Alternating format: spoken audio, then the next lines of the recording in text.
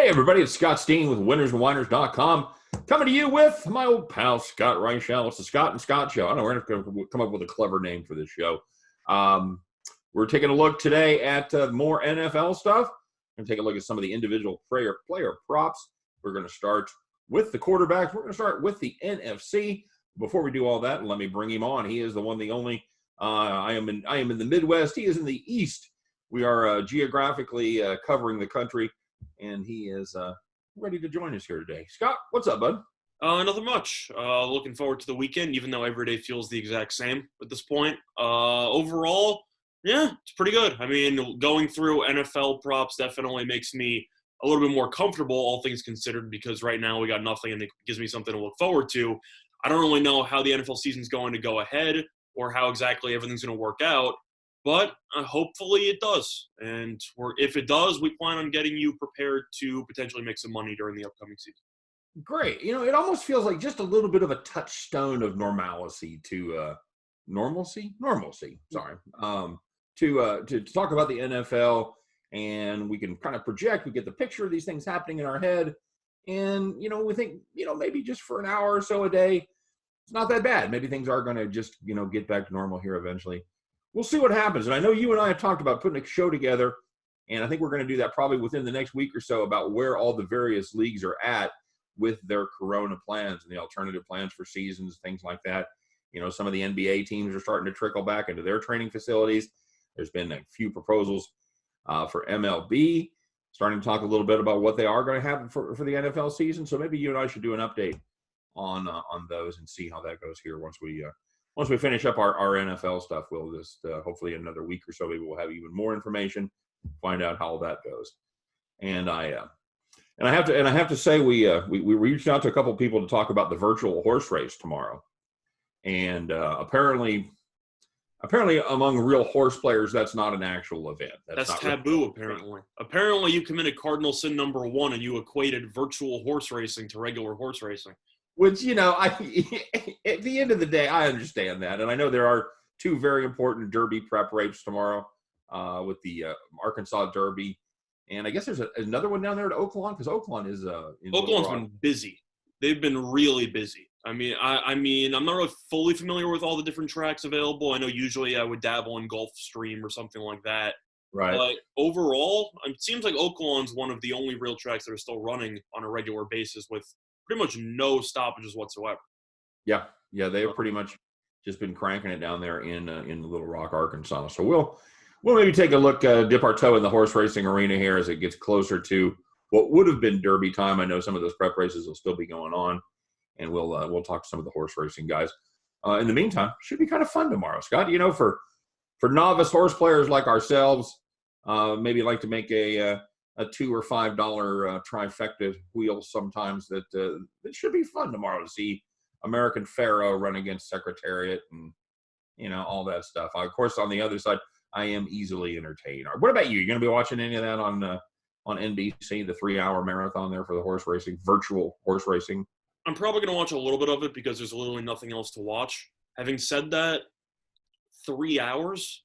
It's a little bit much for virtual racing, don't you think? I feel like how many races are they going to have? I don't know, but that's the problem, though, because you can't advertise I'd say the granddaddy of virtual racing when you have all of the former champions and some of the Triple Crown races against each other, and then you're just going to have a bunch of filler time for the first 2 hours and 30. Are you going to have announcers break down the virtual races in between races? There's a lot of questions here. And I feel like announcers breaking down virtual race horses, even though, to keep the continuity of what they normally do for horse racing coverage, I think that's a little bit much, don't you think? Are there virtual jockeys? How exactly is this going to work? I'll tell you, we are going to have the question answered about how bored are the sports fans in America by how many people watch 3 hours of virtual horse racing tomorrow. The truth is that I was actually planning on betting on the race just straight up because I do have some free play left over in my Bet Online account. However, free play apparently does not work on virtual horses, so I might have to go to some. Everybody knows that rule. I can't believe I forgot that rule. I mean, I was looking at. I know that Secretariat went from roughly plus 200 to plus 150. So I know some people have had the same logic that the two of us had when we haven't been on camera. But at the end of the day, For superfectas and trifectas and all this other stuff, I feel like you might have a serious thought on who's going to win the race. And then after that, you're just picking between a bunch of high-quality, real-life horses, and you're just trying to guess which order they're going to come in. I think it's almost impossible. Did Man of War get a bad draw? I mean, I feel bad for Citation. That's all I'll tell you that much. Justify. I mean, I don't know, but there's a lot of questions to ask though. Is Secretariat going to have twice the size of a normal horse heart like he used to have? Is Justify going to be on steroids like he was during his entire career? You have a lot of questions here. What about Lasix? Who's going to be on the Lasix? I don't know, man. Is it Irad Ortiz? I don't know what's going on here, but I actually did see Justify win the Triple Crown in person, as I was there in the Belmont the year that he won. So I guess I have a little bit of a personal connection to that horse, even though apparently the horse cheated, and now the entire training staff is going to be sued and potentially jailed for, cheating. So I don't know, kind of a blemish, but I saw a Triple Crown winner, so I'm going to take that to my grave. Yeah, and did you have a ticket? Did you have the winning ticket? I believe I created an exacta and I lost because I believe Gronkowski's horse came in second out of nowhere. I think that's what happened. Rob Gronkowski had a horse in the race, and the horse randomly came in second.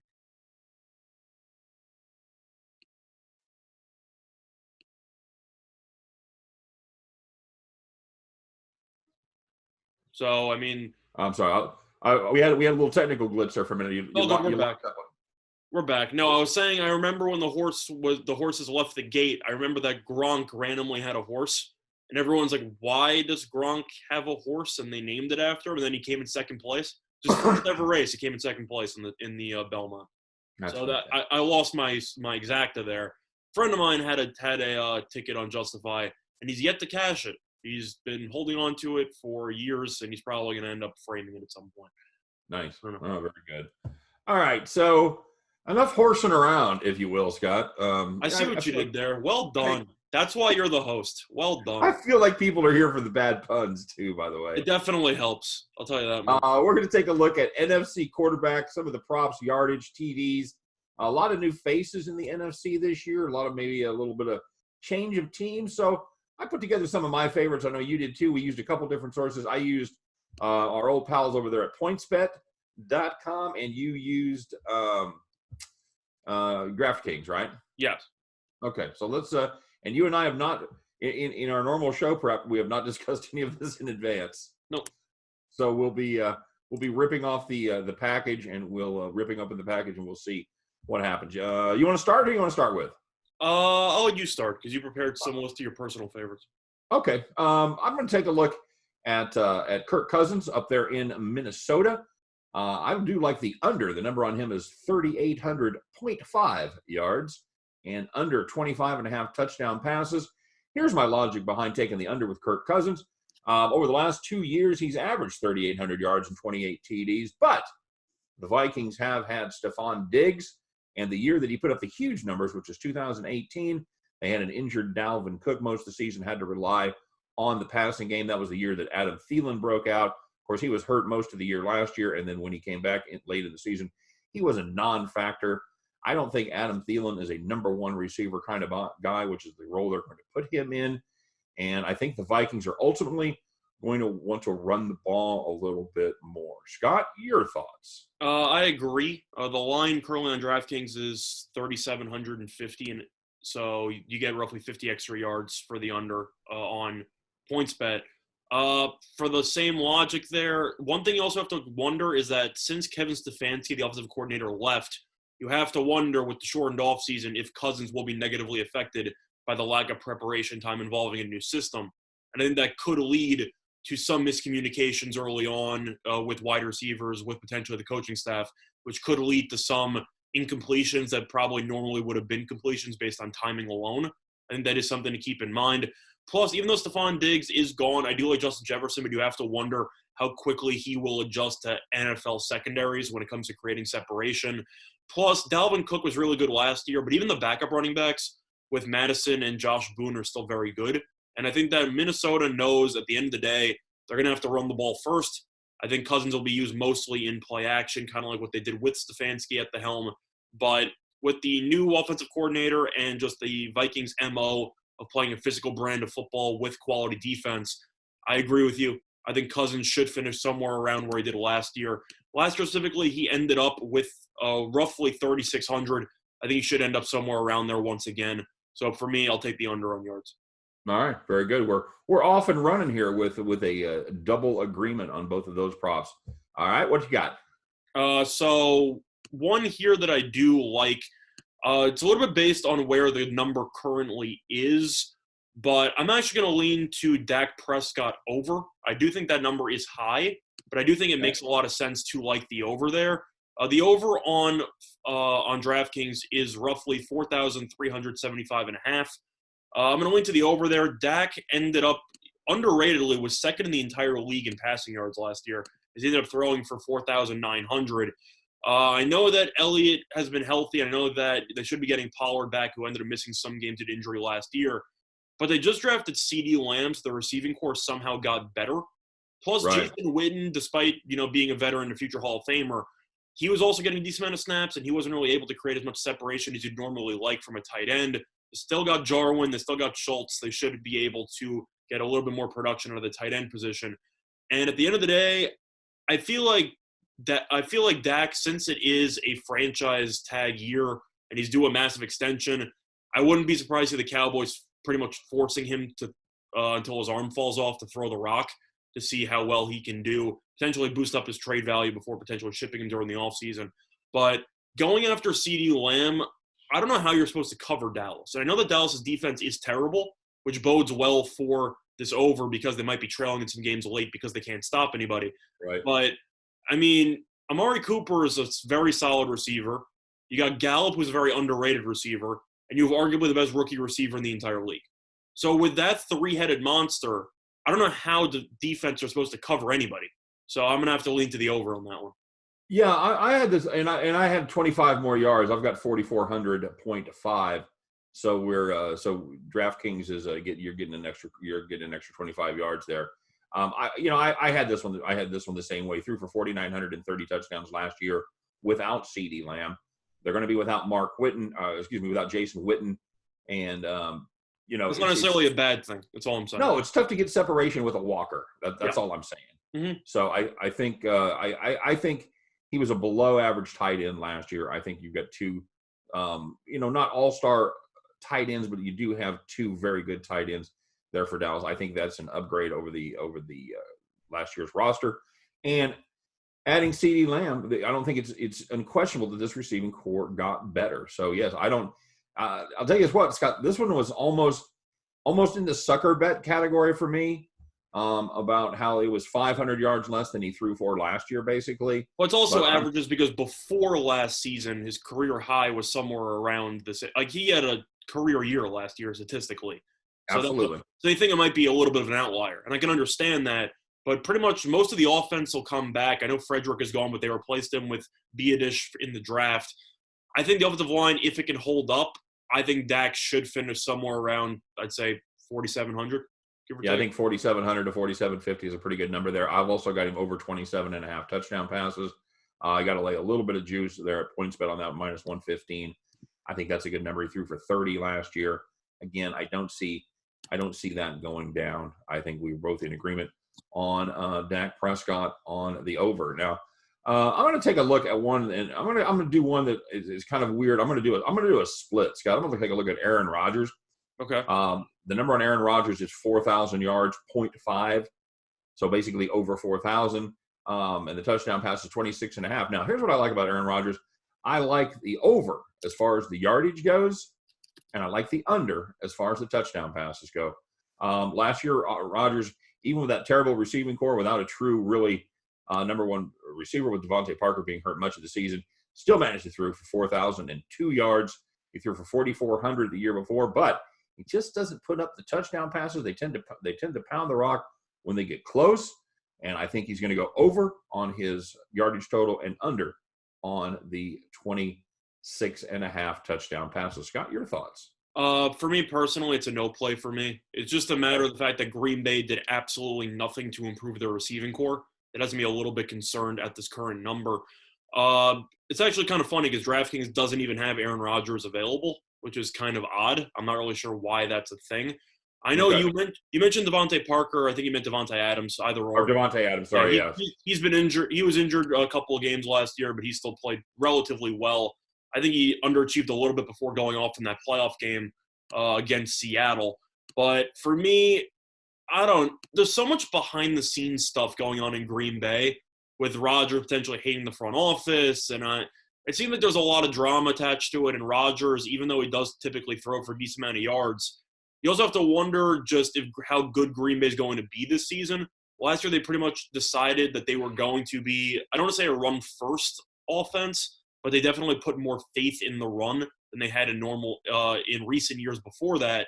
Aaron Jones is still back. They drafted A.J. Dillon, despite how dumb that might be. He is still a powerful back who could be used on short yardage situations. I wouldn't be surprised to see A.J. Dillon getting a lot of touches and goal line work. So I do agree with you that I think they might run the ball more in some goal line packages now that they have, I don't want to say a Derrick Henry guy, but a Derrick Henry build kind of guy, where you have pretty much a refrigerator back there and you just hand him the rock to gain 3 yards.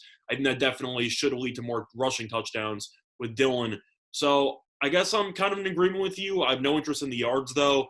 There's just so few weapons that Green Bay actually has. I know Jimmy Graham was pretty much awful before the Bears decided to give him a massive contract during the offseason, so he's no longer there.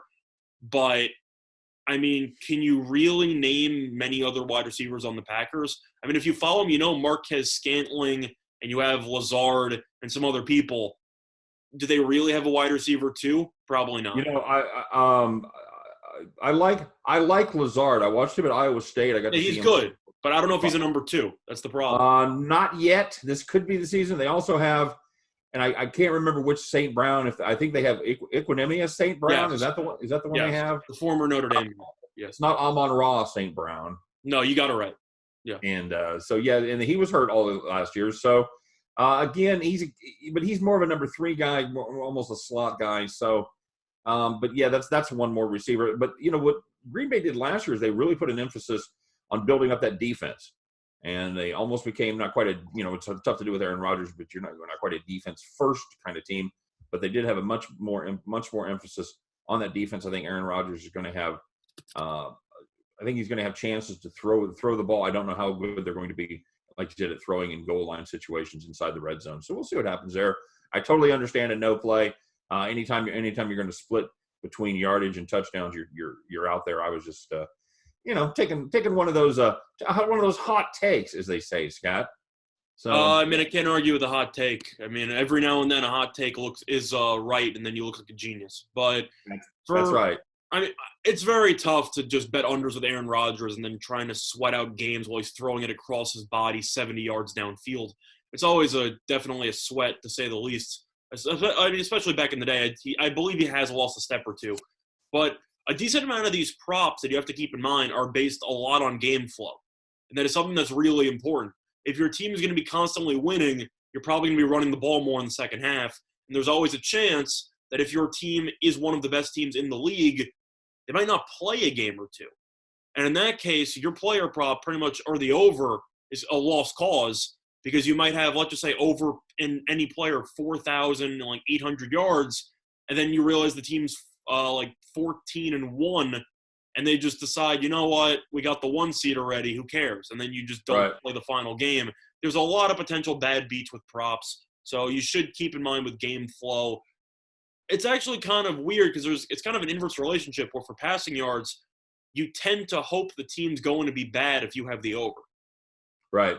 Which is kind of the way you look at it because they're going to be throwing the ball in garbage time and picking up 3 yards down the fourth quarter. So that is definitely one way to handicap these. I just find that pretty fascinating to me. And another factor that comes into play with Rodgers and a few of these other quarterbacks that we're going to be talking about is the age. And subsequently the injury factor as well, where some of these guys that are 35 plus tend to get banged up, tend to the accumulation of shots over a 15-year, 12-year NFL career tend to start taking their toll. You might miss a game here and there, and that's something to factor in when taking a look at these totals. So enough about Aaron Rodgers. I'm sure we'll be hearing plenty about Mr. Rogers' neighborhood in the coming weeks and months. But for now, let's put him on the shelf and tell me what you got next, Scott. So looking at some of these other props here, I'm actually going to lean to Kyler Murray over. It's currently at 3,950.5. I don't know what number you have there at PointsBet. 39 even. Well, 3,900.5. Yeah, so you gained 50 yards there. I'll take the over there on PointsBet. I know that this number might look a little bit trappish. All right, very good. And I've got I've got him as a split as well. How do you have? You got the over on yardage and touchdown. I got 24.5 touchdowns. How do you feel about that? I think the touchdowns are tricky because they tended to rely a little bit more on Kenyon Drake down the stretch last year, and he turned into pretty good. Plus, they got Benjamin. I'm not sure if he's going to make the roster or not, but he also has the ability to take some touches near the red zone. But for me, you have to wonder how quickly Kyler Murray actually learned the offense last year. You had this interesting dynamic last year in preseason, if you remember, where Kingsbury was trying not to tip his hand, so he wasn't running any actual plays during the preseason, and the team looked terrible. And then they got off to a terrible start early on because they pretty much just looked completely lost with the playbook because they didn't actually practice it. Yeah, they had that weird comeback against Detroit for the tie. And but they got off to a terrible start that year because, and they even talked about it. I saw an interview with Cliff Kingsbury, say a couple months ago. He was talking about the one regret he had from his rookie year was that he didn't run any of the playbook stuff from preseason. He was trying to catch teams off guard, but he forgot the importance of actually, practicing the plays and creating mental repetition to those help. Reps. Yeah, it's all about the reps and the timing. And even though that happened, Kyler Murray, despite an awful game against the Rams in the middle of the year, and despite getting injured and missing, I'd say, half a game or so, he still ended up with roughly 3,700, and now he has DeAndre Hopkins. Plus, the offensive line got better in the draft. They got Josh Jones in the third round, who should end up being a plug-and-play tackle. Overall, with the weapons and with especially for a young quarterback, now that he's had a year with a system under his belt and it's the same system, I think he should have looked more familiar with it. And now that he's a better receiving core as well, I'm going to lean to the over there. I think he should be able to get to 4,000. Yeah, I've got him over 3,900.5 as well. This was another split for me on the touchdown passes. I'm like you. I think Kenyon Drake is going to get a lot of touches once they get close. I've got under 24.5, and I did split this one. I think I just had two splits. I do like Kyler Murray over 3,900. Even without Hopkins last year, he had 37-22, 20 touchdown passes. I'm just not sure that the touchdown passes are going to be there, but I do like the over as far as the yardage goes. Well, one thing to keep in mind for these passing touchdown props in particular, it really depends on how mobile the quarterback is. Because you might run into some situations where Russell Wilson or somebody like that, for example, like a Cam Newton type back in the day, you might take the over in touchdown passes, and then you realize, well, he's going to score roughly like 3 to 4 rushing touchdowns, and I'm getting none of that action. That was definitely an issue with Dak Prescott. Now, even though he had a career year last year, the Cowboys are not afraid of running read option stuff on the goal line. And if you have a mobile quarterback, you might be more likely to try to get your quarterback into space, which definitely can hurt your passing touchdown over. Yeah, and they don't get a lot more mobile than Kyler Murray. I think. He's definitely one of the most mobile quarterbacks. Now, last year he spent half that mobility running for his life, and hopefully he'll do that a little bit less, especially in such a tough division. But based on the receiving core and the fact that the system, you can say whatever you want about the Cardinals and how they weren't great last year. They actually looked competitive in a decent amount of games late in the year. So I actually think the following year with another system, with another year of just experience with Kingsbury's system, I think that has to bode well for the offense. Yeah, they went in there, and if I'm not mistaken, didn't they go into 12th Manville and beat Seattle in a game that Seattle was actually very important to them for the. Yes, they did. Now, Seattle was. It was a very interesting year for Seattle because they were terrible at home and unbelievable on the road last year, which is very rare. But Arizona got embarrassed by the Rams by about 30. That happened. They almost beat the 49ers twice. They were very competitive in both of those games. And then they ended up beating the Seahawks at the end of the year.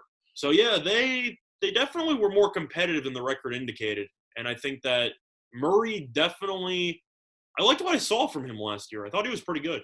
I agree. And you and I talked about this when we did our previews. That is if you go by number of anticipated wins, that is the best division in football. And I have a hard time disagreeing with that. There really isn't a terrible team in that division.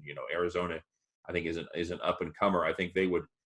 I think in some other divisions, I think they would compete for the top for the title. And I agree. I think if they were in any other division, they would probably finish somewhere around 9 wins. Yeah. I mean, based on our recap on what we did for the NFC West, I had the Cardinals going 6-10 anyway, because I still think they're the worst team in the division. But that bodes well for the over in yards, because they should be losing a decent amount of those division games if I think they're the worst team in the division. I would love to see the Arizona Cardinals in the AFC East. I think that would be a hoot. I mean, they're entertaining. I mean, I recommend just watching them. I mean, the red zone offense was terrible last year, but going down the field, they have some good receivers. I mean, people were talking about DeAndre Hopkins. Christian Kirk is still very underrated, and you still have Larry Fitzgerald, who, even though he's still old and this might be his final year, he's still pretty productive. Yeah, it's still a guy that's not unheard of that he could possibly put up double-digit touchdowns as far as Larry Fitz goes. I think that might be a little bit high with Hopkins now. It's a little bit more crowded for targets in the red zone. But if Fitzgerald goes for 700 yards and maybe 7 or 8 touchdowns, would anyone be surprised? No, not at all. Yeah, so I think, I like that. Okay, as far as the Kyler Murray, I think he's definitely one of the players to watch. So I'm take a look, and this is kind of seem weird on the surface. I've got Matthew Stafford, Scott, and the number on him is 4,100.5 and 26.5 touchdown passes. Surprisingly, I've got Matthew Stafford under on both of those, and I'll tell you why. A couple of reasons. Number one, his health has always been a question mark, and he definitely was banged up last year, had a subpar season, but in 2018 he made all 16 starts. Threw for just 3,777 yards and only 20 touchdown passes. I think this is a Detroit team that still has a dearth of weapons, and I don't know that Matthew Stafford is going to be able to throw for that many yards or that many touchdowns with the Pierce personnel that he has surrounding him. Your thoughts on Matt Stafford and the Detroit Lions? The truth is that for health reasons, I can't play it either, just because if he gets injured in one of these games, then you're pretty much screwed. And you pretty much have to rip up your ticket in the middle of October or November if he's injured. So I feel like just for health purposes, that's not really worth it. In terms of the actual numbers, assuming he plays all 16, I like the over. And I'm not going to play this personally. I'm going to disagree with you here. And the main reason why, I think Detroit is so bad that they're just going to be trailing by double digits in the second half of, I'd say, probably around 70% of their games. I actually think this team is terrible. This team's awful. The receiving core, though, is really good. And I'm a huge Kenny Golladay guy. I think Kenny Golladay is a tremendous wide receiver, and I think he's extremely underrated. You still have him. You still have Marvin Jones. The tight ends, Hawkinson got injured halfway through the year. He's had some concussion issues. But he was still a top 10 pick out of Iowa, still got some ability to potentially have a good year at the receiving core. The running backs did get a little bit more crowded in the backfield as Kerryon Johnson should be back from injury. And they also addressed some running back needs in free agency. But Stafford, you've known his entire career, he's not afraid to chuck the deep ball. And I feel like if you're going to bet on an over, you kind of want a quarterback who's willing to take these shots downfield repeatedly. And with Golladay and Jones as your wide receiver 1 and 2, that's pretty good company for some big completions. For me, I'll have to lean to the over because I think there's going to be some significant garbage time yardage for the upcoming. Yeah, and that's certainly a very, very solid logic and a very good strategy. I factored in Matthew Stafford's age and his durability and the fact that the injuries are why I'm not playing this because you just can't do it. He had serious injury with I believe it was a vertebrae in his neck. Right. Yeah. So that's always dangerous because you can easily have one bad hit, because Detroit's offensive line also isn't much to write home about either. So if Stafford's going to get killed back there, then he just has no chance of going through all 16 games, and you lose pretty much automatically. Right, and that's why I tended to lean to the under there. And I got to be honest with you, doing the research on this, I was surprised that in 2018 he threw for under 3,800 yards. That was That was a bit of a stunner to me. Yeah, that surprises me. I mean, I'm biased because last year I had Stafford and Galladay on my fantasy team, and they were just unstoppable for the first half of the season. Right. And then Stafford got injured, and I couldn't use Galladay because you had David Blau back there, which I don't even want to talk about.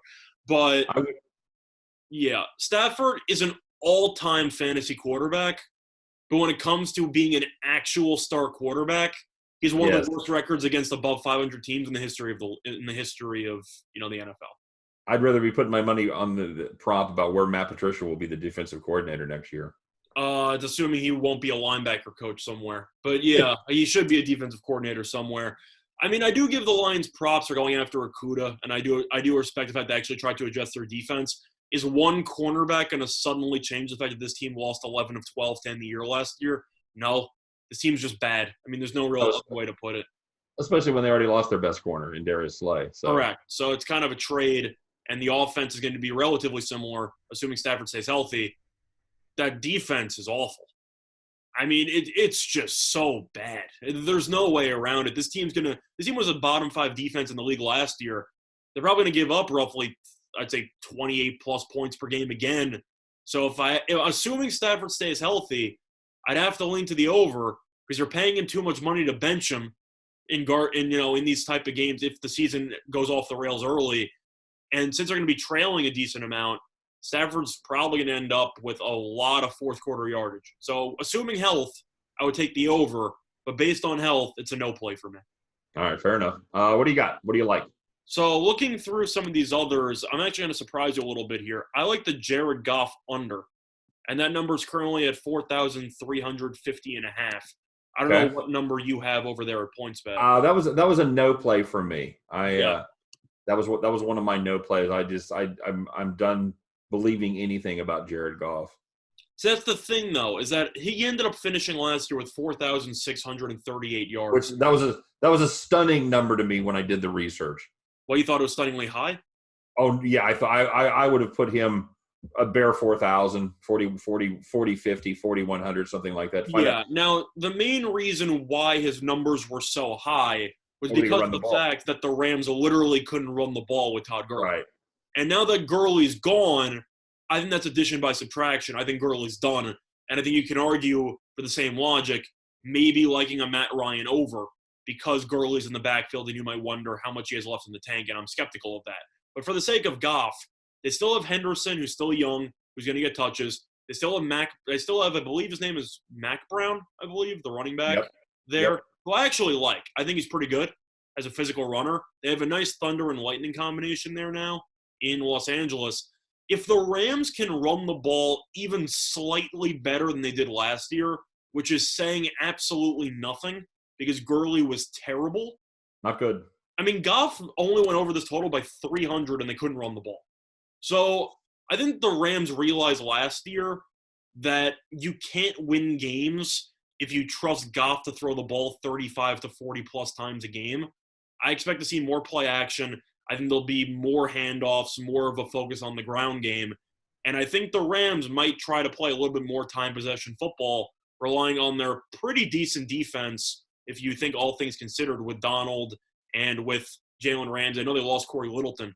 But for me, I think that we can both agree Goff is not the type of quarterback you want to have throw the ball 35 times plus a game. And that's basically what he had to do for the majority of the season because they couldn't run the ball. So for that reason, I'm going to lean to the under.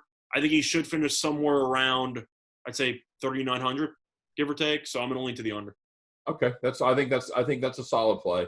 Let's talk about Todd Gurley a little bit, and that'll lead me in a very professional segue to the Atlanta Falcons and Matt Ryan. Matt Ryan totals, I've got him at 45.50 and 27.5 touchdowns. Scott, I'm going the other way with Matt Ryan. I like the under there, and I'll tell you the reasoning. I think they are going to give Todd Gurley every opportunity to run the rock, especially early in the season, until they figure out what you and I think have correctly ascertained, that Todd Gurley's done. But I think the Falcons signed him, gave him a nice deal. And I think they want to see a return on their investment. I think they're going to. I think they're going down with the ship with Todd Gurley. I think they're going to give him every opportunity to be a feature back. Well, just one quick thing. What was the number you said there for Matt Ryan? once again? I've got him at 4550.5. Yeah, that's what I thought. So DraftKings actually has 4650.5.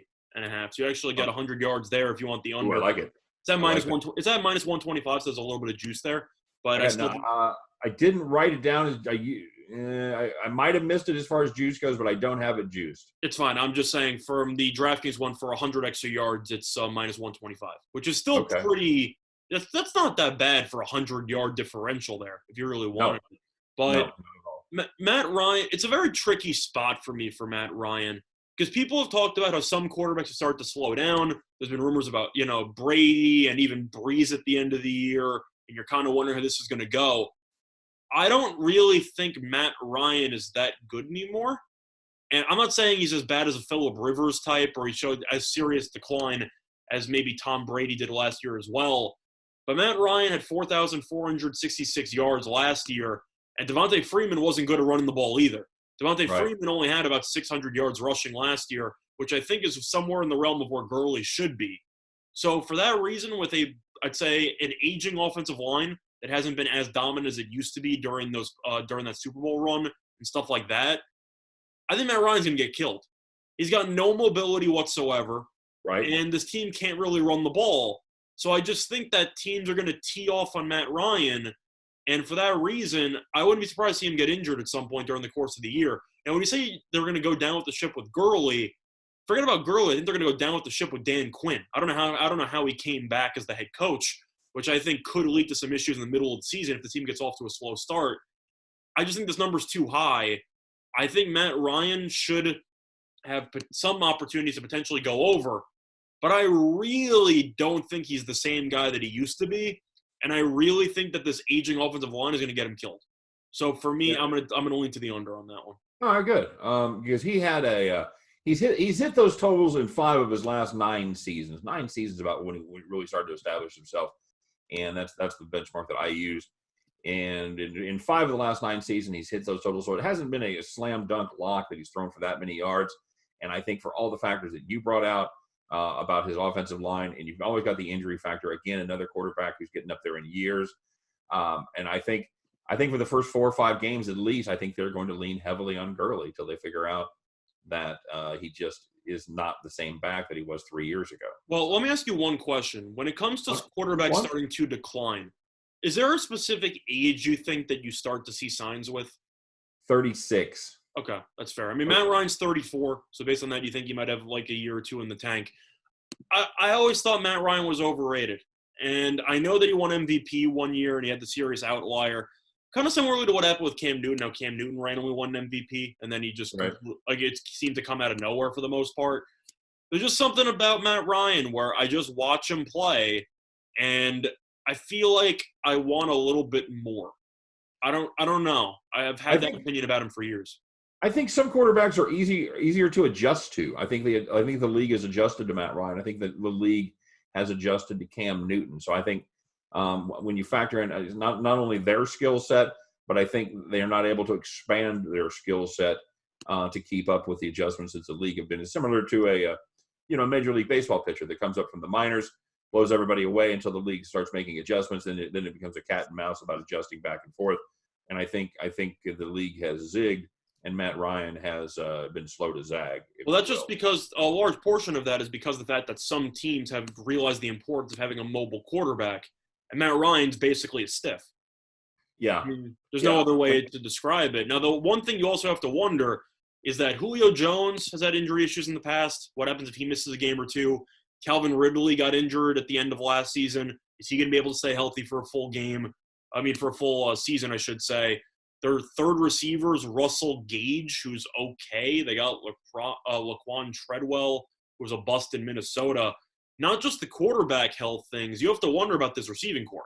If one of these star receivers gets injured, and calling Calvin Ridley a star receiver might be a little bit premature, but he was still really good last year. If one of those two get injured, who exactly does Matt Ryan have to throw the ball to? Besides Julio, which I think is an issue.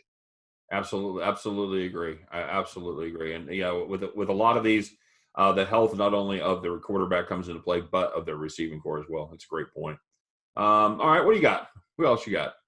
So this, just looking briefly here. So one number that I do like, this number might seem a little bit low, so it might seem like a little bit of a trap, but I do like the over attached to it. It's actually going to be on Carson Wentz. Okay. I think this number is personally too low, and I think that he should finish somewhere around, I'd say 4,200 or so. Number currently on DraftKings is 3,925 and 3,924 and a half. So a little bit less than 4,000. Last year, Carson Wentz threw for a little bit over 4,000, and all of his receivers got injured. And that's not even hyperbole. Literally everyone got injured. Right. Alshon Jeffrey was injured for a decent portion of the year. Deshaun Jackson played roughly 2 games. Greg Ward, the converted wide receiver from Houston, was the number 1 receiver later on in the season. Aguilar couldn't hold on to the ball. Yeah, Aguilar had serious drop issues. He's now officially gone. Goddard was okay. He underachieved a little bit. Zach Ertz was still really good. But at the end of the day, with a healthier receiving core, and now they also got Rieger, who I think is okay. I don't think Rieger's much to write home about. But they got Marquise Goodwin. They got some speedsters. Deshaun Jackson should be healthy again. Alshon Jeffrey should be healthy again. Zach Ertz is still one of the best receiving tight ends in the league. Goddard's still pretty good. Boston Scott is still a very good third down receiving back, a Darren Sproles type, which should help with some screen pass, etc. I think Wentz should go for over 4,000, so I'm going to lean to the over on that one. All right, you've done a great job of picking the quarterbacks that I passed on. So that's what makes kind of a fun show, that you had seen the difference of opinions. Deshaun Jackson's still with the Eagles, right? Yes. He's probably not healthy, so that's not really going to matter, because Jackson at this stage in his career pretty much is going to give you maybe 8 games max, and then he's going to be injured for the other half of the year with some type of leg injury. But it's just a matter of the fact that this team, and Alshon Jeffrey had injury issues too, they had so few weapons last year, and Wentz still went over this total. So I'm going to have to lean to the over. I think this number's too low. All right. I don't hate it. Like I said, I passed on that one, but if I was going to lean, I would lean over with you. That's good. Let's talk about the big elephant in the room, shall we, Scott? Let's talk about TB12 down there in Tampa Bay. I didn't think it's TB in TV. I just kind of put that together. Well, I'm probably the last person in America to figure that out. But Tom Brady taking his talents to Florida. They've got him listed at 4150.5 as far as the passing yardage, 29.5 passing touchdowns. Scott, as much as I think some of the skills have deteriorated for Tom Brady, I like the over here in a big way. Famous Jameis Winston, crab legs threw for 5,100 yards with this stellar receiving core in place in 2019. 30 touchdown passes. Of course, he famously had 33 interceptions as well. But here's a kind of a surprising stat about Brady. Even a bad Brady last year, which we talked about, how bad Brady was, didn't have any receivers, nobody to throw the ball to. Still threw for 43.55 in 2018. And he threw for 40.57 last year in 2019. So I like the over here with Tom Brady, 41.50. I think they've done a good job of improving that offensive line. I think he has a terrific receiving crew with Godwin there and others. And I like Tom Brady, even though I don't like Brady personally. I think his skills have definitely deteriorated at the age of 42. We have to worry about the injuries at that age, of course. But in a vacuum, I like the Tom Brady over 41.50 and over 29.5 touchdown passes. Scott, your thoughts? For me, I pretty much agree with everything you just said. Overall, Brady I didn't think he was that great last year. I was shocked when I found out he threw for over 4,000 yards. Agreed. I just did not realize that was a thing. I thought he was probably somewhere in the mid 3,000s. That was going to be my guess. About 3,600, 3,650 was what I would have guessed. Yeah, but if you look at who he had receiver-wise, he had nobody. And the Patriots, even though their running game wasn't that great last year with Sony Michel, you know that the Patriots historically are committed to running the ball. Right. So you kind of expected them to find more balance offensively. Tampa Bay, if you go through the running back depth chart, you have Rojo and Ronald Jones, who is not great. They drafted Keyshawn Vaughn out of Vanderbilt, who nobody knows if he's going to be good or not. And they got Dare Gumbawale, a former Wisconsin guy, who's pretty much exclusively a pass catcher. This team can't run the ball. And now they have Gronk, who I don't think has much left, but either or, Gronk is still a threat, and I think he could definitely help Brady, at least from a timing perspective at the tight end position. You still have O.J. Howard. You still have Cameron Brate. I think they're going to have to trade Brate or Howard. I don't really know how you're supposed to keep all three. But either or, you still have Mike Evans. You still have Godwin. You have a ton of weapons. And Brady still threw for over 4,000 last year with basically no weapons. So for that reason, this team can't run the ball, and this team has one of the best, I'd say, receiver tight end depth charts in the entire league. So for that reason, I get only to the over also. I think Brady should go for somewhere around 4,300. All right, very good. What did you say the number was for Brady again?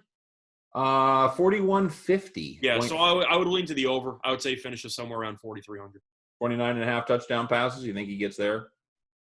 That number's really high. But for me, it's probably a no play for me, but I would have a slight lean to the over. Okay. Yeah, I was looking at what Winston did with basically this same cast, and Winston throws. I think a hobbled Tom Brady is as good a passer as Jameis Winston. Yeah, it's tough to equate though, because Jameis Winston definitely loves to throw the deep ball more than Brady does. Absolutely. So it's kind of a stylistic thing, where you have to wonder if Brady, after spending so many years checking it down in Belichick's system, with the exception of whenever Randy Moss was there, is he suddenly just going to start launching the ball 50, 60 yards downfield anymore? Can he launch 60 yards downfield anymore? Absolutely not. I'm counting on those guys for a little bit of yak. Yeah, that's what I'm saying. I feel like comparing Winston's stats last year to Brady might be a little bit of a dangerous proposition. I still like the over, though, based on the weapons. But all right, fair enough. All right, so we've hit the big one there. I've got one more big one, but what else you got? All right, so looking at I know some of these quarterbacks have actually not been listed on DraftKings, but for me, this might actually surprise you a little bit based on just how the season ended up going. It's really a no play for me, but I am going to be looking at this anyway. If you can find a number on Trubisky or Nick Foles, I would just take the under. And mostly on Trubisky, I would take the under. And the reason why I actually think he's going to be starting week 1, I think Ryan Pace's in too deep. I think Ryan Pace's in a lose-lose situation where if he starts Foles, he admits that he doesn't know how to draft, and he admits that he traded up for the number 1 overall pick to get a bust at number 1 when he had some great options behind him. But if he chooses to stick with Trubisky, Trubisky's not any good, but Pace is trying to save his own skin. Yeah.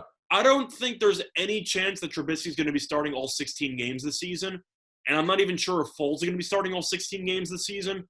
So for that reason, some books like DraftKings don't have the line available. I didn't have one either on Trubisky. That's the problem. If you can find a line available and it's somewhere around 3,000, maybe a little bit less, I don't know how you don't take the under. Right? No, I agree. I don't think how many. I think there's the better bet with how many starts does Trubisky get. It's really tough. I actually think Trubisky's going to start, and he's currently a plus price to start in week 1. And I do think for an underdog price, that is a pretty good line to look at, especially since Foles is going to be new to the playbook with, he has some experience in the past with Nagy, but either or, Trubisky's been on that roster for a couple of years, despite how bad he's been. He knows the personnel. He knows the official, just audibles and everything like that involving the line of scrimmage. And Foles might take some time to get reacclimated with that system. So you have to wonder with the lack of an offseason if that will hurt Foles' chance of starting week 1. I'm just a firm believer that Ryan Pace is going to do whatever he can to ride the ship and go down with the ship with Trubisky. I 100%. Trubisky should start week 1. I 100% agree with that. I think Trubisky absolutely is a stone cold lock to start week 1. He's plus 130 on DraftKings to start week 1.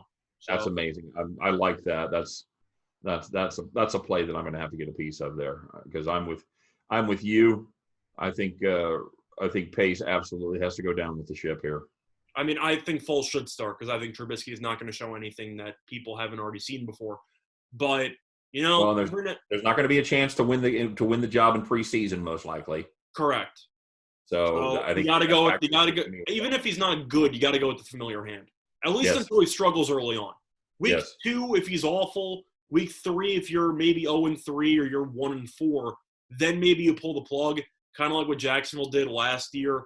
I know Minshew was pretty good for a rookie, but at some point you look at the record and you just realize we got to do something.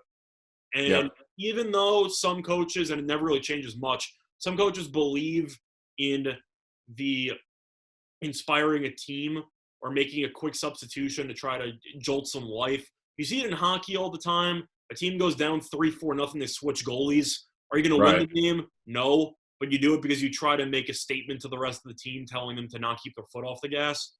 So I feel like you could see that a decent amount with the Bears in this upcoming season. Shuffling deck chairs on the Titanic, if you will. Yes, that is exactly how I would describe the Bears offense. I think that's a very good comparison for that one. All right, so I've got one more. Well, I've got a couple more. I'm looking at some of the marquee names here. I've got Drew Brees under, Scott. Drew Brees is 40-75.5. Touchdown passes 30.5. To me, this is just a bet against Drew Brees staying healthy for all 16 games. He still has the talent. Obviously, he still has the receiving core, especially Michael Thomas down there, who catches everything for 170 catches or whatever the hell he ended up with last year. But I just don't see Drew Brees able to remain healthy for an entire season, and therefore, although I like Drew quite a bit, I'm going to bet the under on Drew Brees. Yourself, what do you think about that one? For me, it's a no play.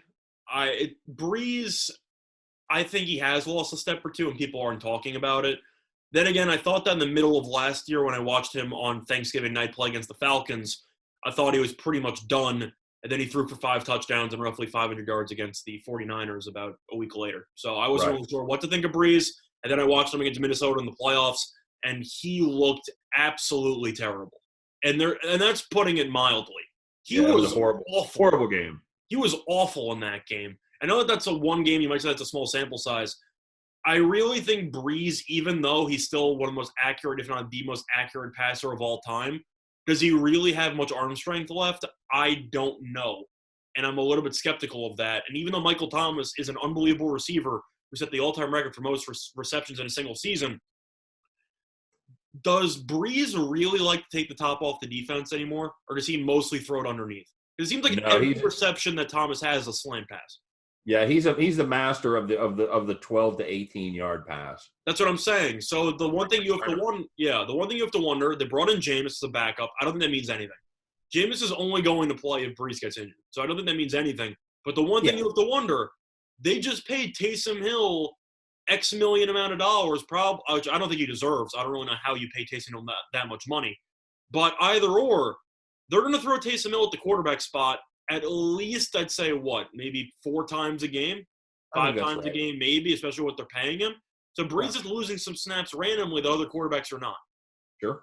So that's something to keep in mind. He's had injury issues last year, kind of a fluke thing where his finger hit the helmet of Aaron Donald, and then his pinky completely snapped, which is kind of a freak thing.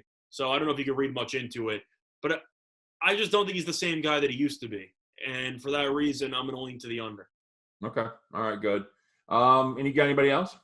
Well, this one's kind of a tricky spot for a no play, but if we're gambling solely on whether or not a quarterback's going to play 16 games or not for these totals, I have to take the under with Daniel Jones. And that's currently at 3,800.5 on DraftKings. Okay. All right. We mentioned it in the NFC East preview. I think Daniel Jones is gonna get destroyed behind that offensive line. I know that they got Andrew Thomas, which does help at the tackle spot.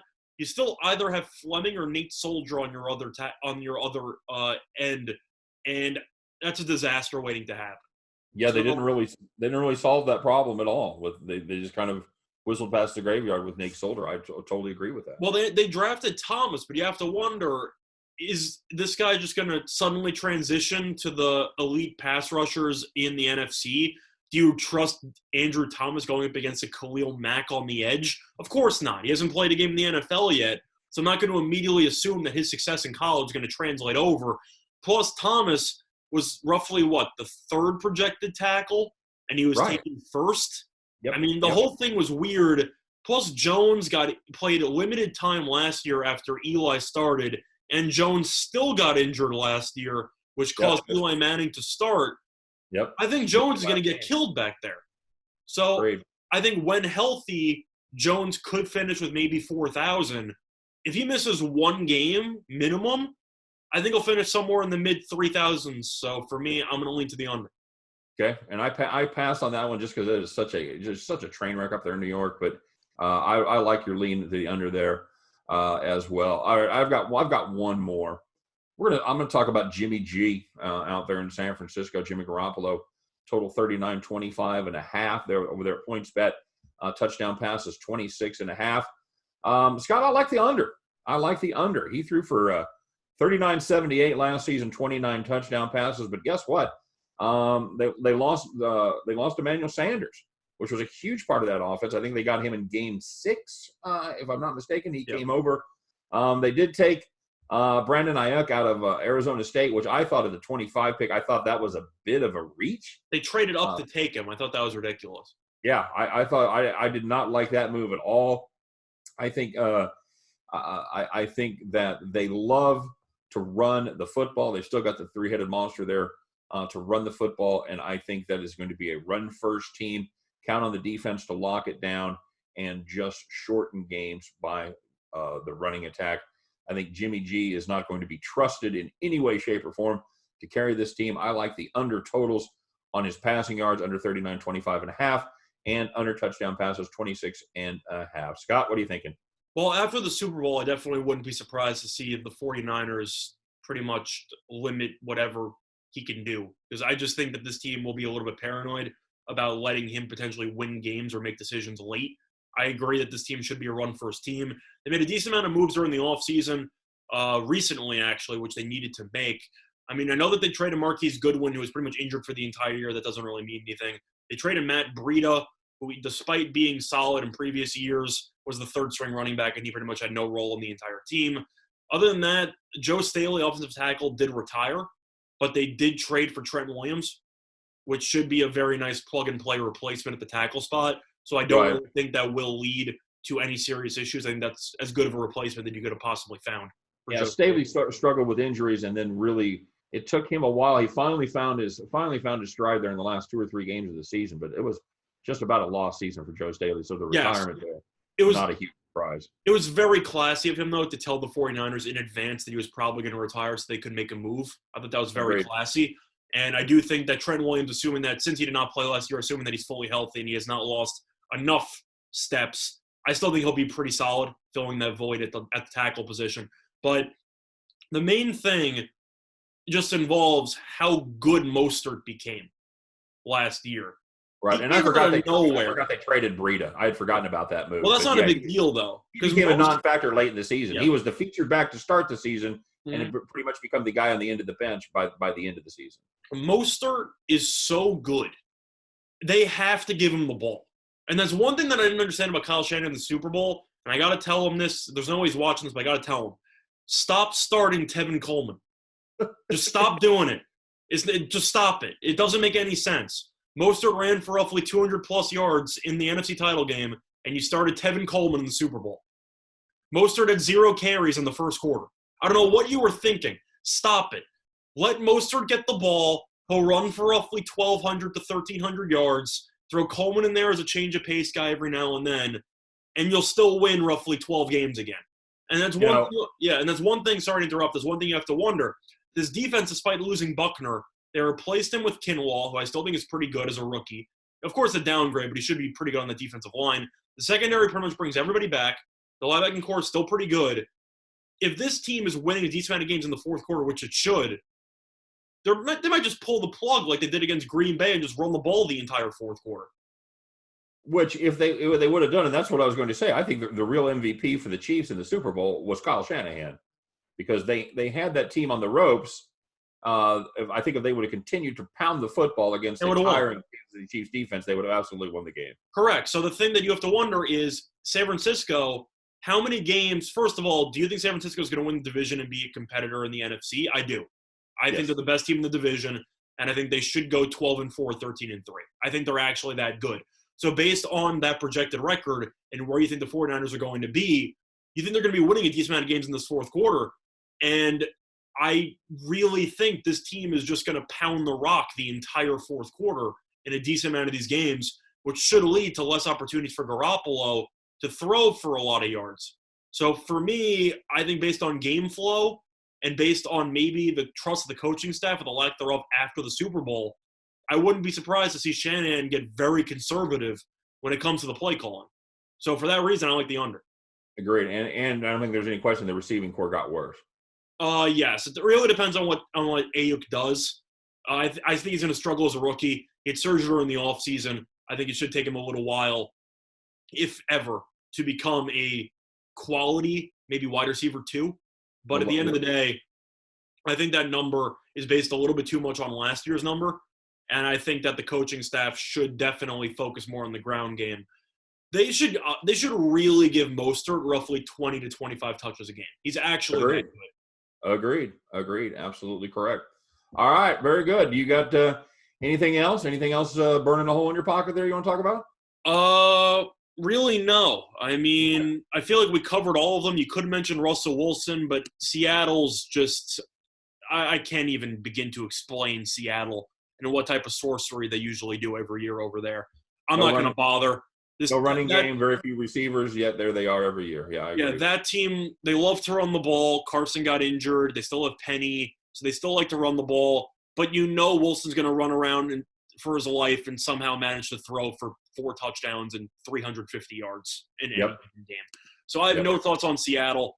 I have no thoughts on ever betting Seattle just because you never know what they're going to get. They're pretty much a box of chocolates. I don't really want any thoughts on that.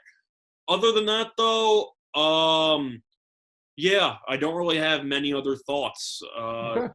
So, yeah, I mean, that's pretty much it for me. This has been fun. I enjoyed doing this. Tomorrow we're going to do we'll talk about the AFC. And you definitely got some slingers over there in the AFC. Some teams, some quarterbacks changing teams, and should be some interesting discussions tomorrow. Of course, tomorrow, Scott, we have the virtual Kentucky Derby, the all-time race of champions that we talked about early. I'll be certainly be checking in on that. Scott, are they going to have other virtual races over that 3 hours, or is it 3 hours just for that one race? Truth is, I have no idea. If I had to guess, I would say that they probably are going to have virtual races before that. My guess is they might just make up horses. Kind of like what you see in some of the Vegas casinos or maybe the occasional bar. You see the horse racing. The really old ones in the circle where you can bet on the horses and the digital They used to have a couple of them over at the Excalibur was the last place I remember seeing one. I bet a little bit on that. I believe in the Bellagio and the last time I was in Vegas and Excalibur. I actually was betting on some ponies there. I hit an 18-1 shot when I was there one time. Fun fact. Nice. The virtual whatever. But assuming that none of it's rigged, which I'm not saying. But either or, I feel like it's going to be like that. We're just going to throw random names. You're just going to have, like, Mystical Archer in turn 4. And you're just like, who the hell is that? Here comes Glue Factory. Yes, you're just going to have a bunch of random names going on. Here comes Trifecta around turn 4. Like, no, like, I don't know. If I had to guess, you're probably going to make up a bunch of horses, let people bet them, pre-made odds, let people just gamble on it, and then you throw in the one super horse thing.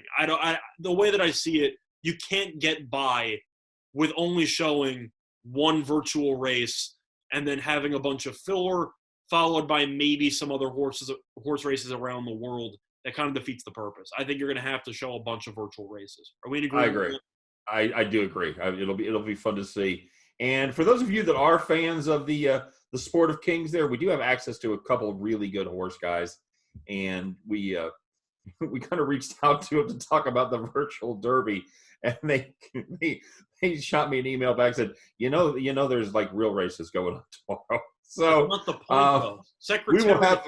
we will have them on. I assume there's going to be some more Derby prep races. Surely this isn't the last one, right? I'm sure. I mean, I don't know if there's going to be a Kentucky Derby, so I don't really know what the point is of having the prep races. But one thing, I don't know how you're not supposed to watch a virtual racing. Secretariat's coming back from the dead. This is all unbelievable stuff. I mean, I don't know how they did it. Are coming back from the dead. Yes, modern technology. Every horse besides maybe American Pharaoh and Justify are coming back from the dead. Yeah. So this is a very interesting race. It's like Old Timers Day at the racetrack. Scott, what channel would this be on if there weren't for the coronavirus? What channel would this be on, and what time would it show? What channel would what show? What a 3-hour virtual Kentucky Derby, assuming they still showed it. What channel would that be on, and what time would it be on? Was that Well, it? they're showing the virtual racing on NBC, so I No, have no, no, to. no, no. In a normal time where we have Oh, baseball, would that be an FS2 at 1 a.m. that they're showing that? I would have to think about that one. Probably either the racing channel, maybe, or maybe Yeah, there you go. like There you Five go. Sports, if you know what that is. There's one channel called Five Sports on FiOS, which has been showing like simulation football and Australian rules football for the last couple of months. They take pride in being the obscure sports, so it wouldn't surprise me to see it on there. That would be my guess. I mean, you'd have to pretty much be digging through the channel guide in order to actually find it. That would be my guess. But I think you're absolutely right. And I doubt it would be a 3-hour show. All right, man. This has been fun. I actually enjoyed this, and like I said, it's just kind of a touchstone to having things be the way that they should be. Talking about football this time of year, Okay, let's. I haven't thought about the football season, Scott. I don't know. I think this next month is going to tell us a lot as we start to do some reopenings around the country, and I think we're going to know a lot more June 1st about what's going to happen with football and the rest of the sports, for that matter, than we do right now. So we'll see. Keep our fingers crossed. Prayer, whatever your higher power is. Let's keep good positive thoughts here for the month of May, and hopefully everything will start to return to normal. Maybe get some sports in here sometime in June. Although I guess NBA may be coming back. I saw a plan with the SEC, but again, that's for another show. We're going to talk about maybe this week coming up. We'll do an update day on where all the sports stand with the coronavirus. Yeah. I mean, I feel like the most important aspect of this whole thing, besides staying safe, of course, is information. And there's so many different sources claiming certain things about one league, like the NBA. They might go to Vegas. They might go to Florida. Nobody knows. There's just a bunch of proposals, and people are trying to claim that they actually have some inside information. Nobody really knows. I feel like it's important to try to cut through the BS and to try to help educate our audience on just an overview of what exactly has been happening and where things are projected to go. So I do agree that does have a significant amount of importance. Yeah, exactly. We're not going to claim any kind of inside knowledge. We are just going to kind of report on all the proposals that are out there. Maybe give our opinion about what the likelihood of each one happening is. But of course, we have no inside information to the commissioner's office in the NFL. As much as it pains me to say that, we don't exactly have our finger on the pulse. So we'll just get it out there. We'll talk about it and see how that looks. And again, this week I'm going to be doing a wrestling show with Dave. I know you've got a UFC. Is it going to be 249? Yes. They start with 49. Yes, they decided to keep the name 249. There's actually going to be 3 cards in the span of 8 days. So I'm not really sure how many videos will be done for UFC, but I know that Winning Willie and I, sometime next week, probably around, I'd say Tuesday or Wednesday, are going to end up doing a UFC 249 show. So stay tuned for that. So yeah, you get UFC and I get the WWE Money in the Bank, which I got to be honest with you, I love to watch Money in the Bank. It's a lot of fun to see as they try to get that briefcase. So, although I'm easily entertained. So anyway, I am Scott Steen. He is Scott Reichel. You are who you are. Again, thank you very much for joining us. As we say, everybody, stay safe, stay well, stay home. But you know what? Start to get out there a little bit. I actually took a trip yesterday for White Castle. Drove almost 2 hours to get a White Castle Impossible Burger, as I claim the world's fattest vegan. I'm actually now a pescatarian. I eat a little bit of meat, a little bit of cheese, a little bit of fish, but for the most part, I'm a carboholic. So anyway, we're even starting to get out. So everybody, stay safe, have fun. Thanks very much for watching. We appreciate all of you, and tell your friends. We're going to be taking a look at the NFL here and whatever topics we can come up with for the near future. So until then. We are the boys from over there at winnersandwiners.com. Don't forget to check out winnersandwiners.com. Always great content, fresh content on basically every sport that's available to bet right now. We have managed to find an expert or two about those sports that are putting out great content at Winners and Winers and our sister site over there at statsalt.com. So as always, check those out. And until tomorrow, you know what? We'll see you guys later. You take care. Have a great day. Enjoy it. I know there's great weather over much of the country, so get out there and enjoy it. Keep your social distance, keep your spacing, but get out here and get some of that fresh air, get that sun, get that humidity. Sunlight is the best disinfectant. Just don't put it inside your body, okay? So you guys take care. Have a great day, and we'll see you tomorrow. All right? Bye-bye. Clear.